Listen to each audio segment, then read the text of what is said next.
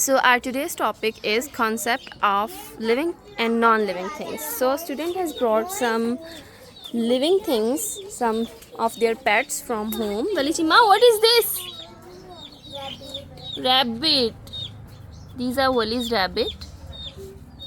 So here we have some cute chicks and some Australian parrots. Whose parrot are these? Parise? Look at me.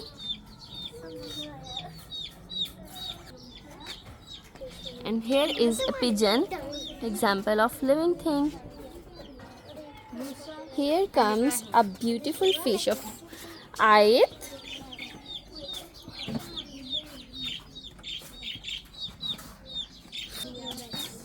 And here is another cute chick.